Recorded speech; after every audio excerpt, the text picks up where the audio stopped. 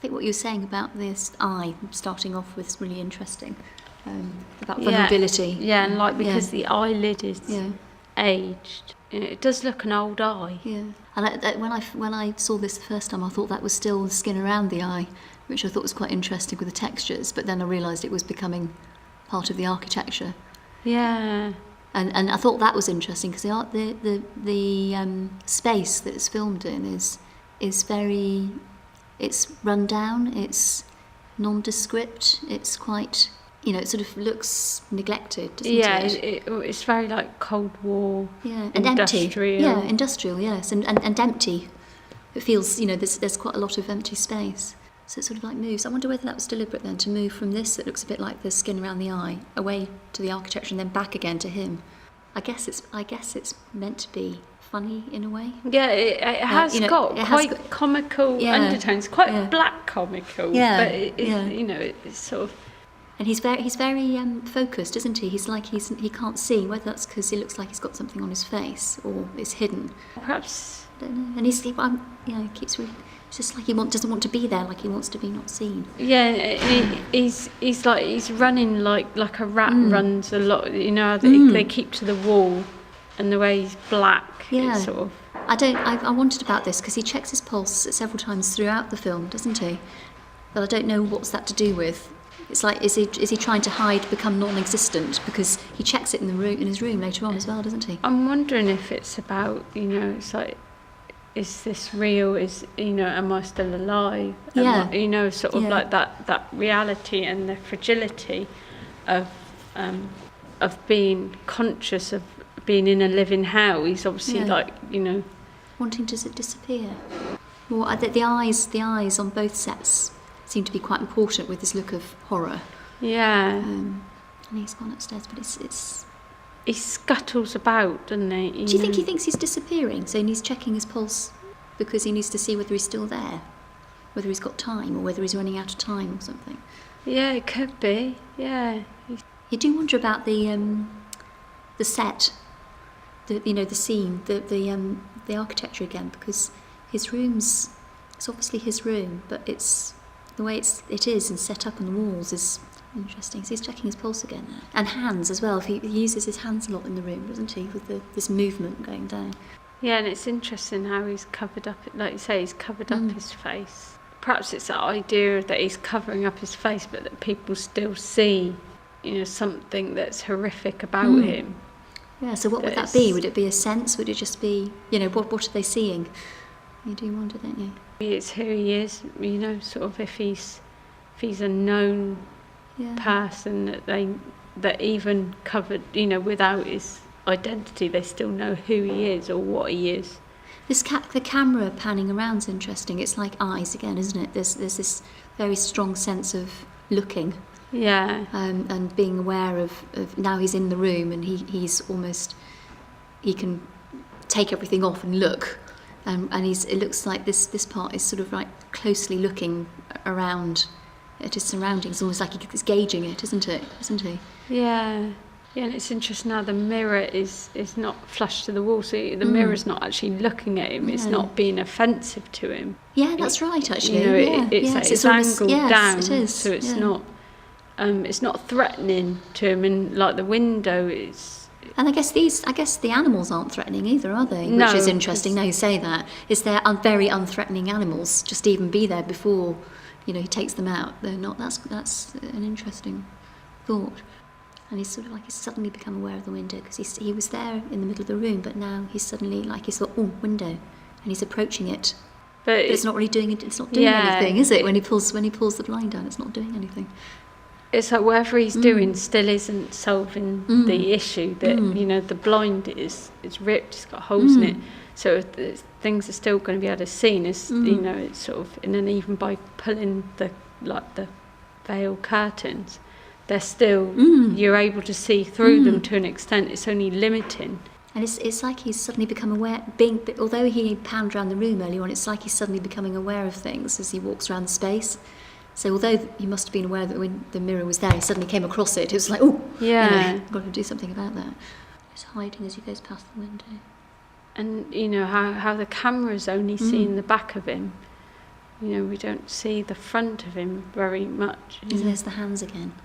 It's quite soothing. Yes, it is. It's as if he's trying to like calm himself, soothe. Do you think he's calming himself, or do you think he's almost apologising to what he's covering? Yeah, he could be. I don't know. Whether it's sort of... Yeah. Because I think, does he do it with the animals, like the bird and the fish later on? I can't remember. But, they're quite non-aggressive. Mm. Even for a cat and a dog, you could have a very, sort of staring dog or aggressive dog. It's a small dog. It's quite...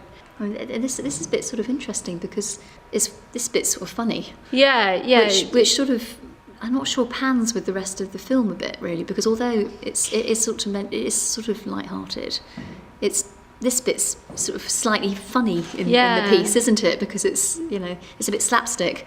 And or maybe the whole piece is, I don't know, but it feels a bit sort of slapstick comedy type thing, doesn't it? But I think it's the same thing as the window. He's trying to get rid of the eyes. He's trying to get rid of the looking, and he can't, because as he's solving one problem, so the other's coming in. So there's still a set of eyes looking at him. Yeah. And it's like cats don't really care, do they, about you? Do No, you know? They're very much. They're not really interested in you.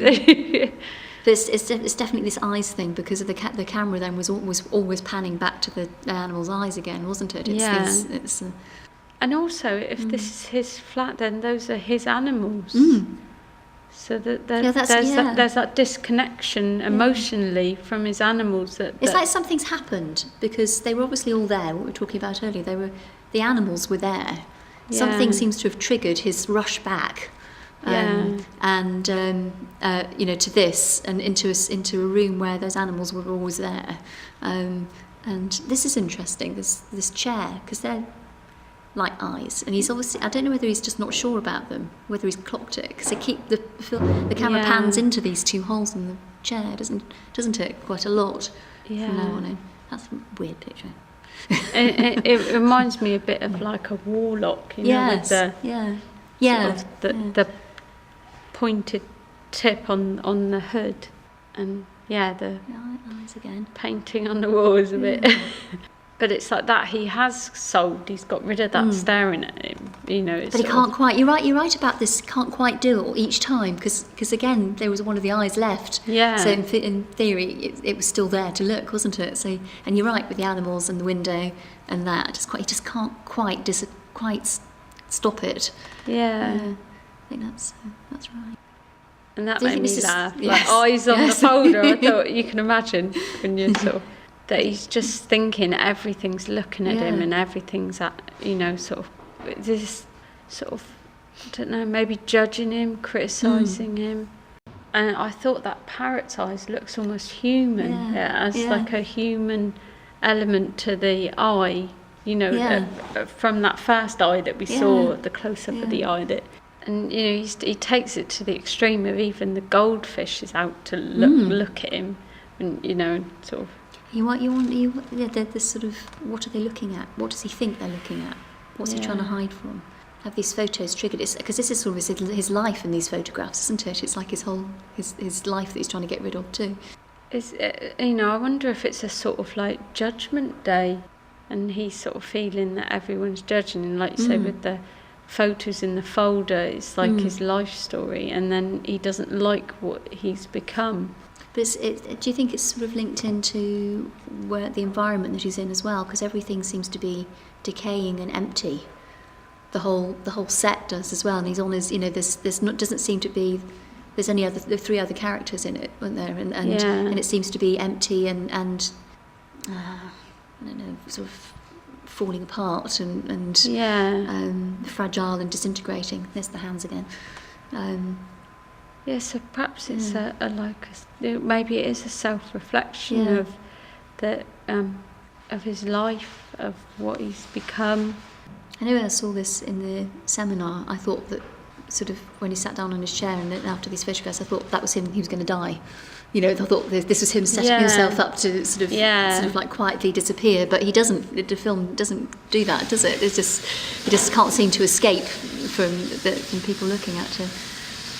Yes, so the photos, that must be him as a child, and sort of whether that's his sort of first pet and meeting a wife. It's definitely sort of like a potted history, isn't it? Yeah, and they're all quite. It's all about people looking at each other. They're all sort of gazing at each other, whether it's a a child or and it does seem quite biographical. Yes, it's quite and a timeline. Intense. They're all quite intense, aren't they?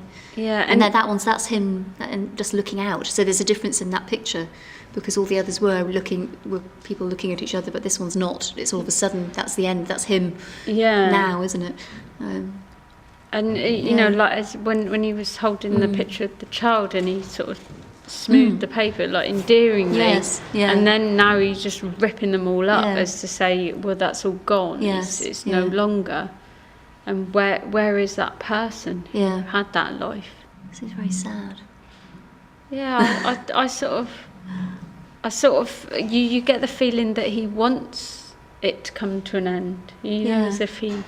Yeah, well, that's the sort of I know when I was watching it the first time without really knowing what was going to happen, and all this pulse taking and this like finality of it all. I thought he would just sit in his chair and rock himself and die. Yeah. But and I thought this bit was sort of surprising, because it. What's this? Is him sleeping or trying to die, or will he not? Can't he let himself go? Because sort of it's sort of, or is he just going to sleep? It sort of seems weird. Sort of, it's unfinished. I think the whole thing seems maybe unfinished, not able to tighten it up into some sort of proper resolve, is it? It doesn't seem to. He can't make that complete break.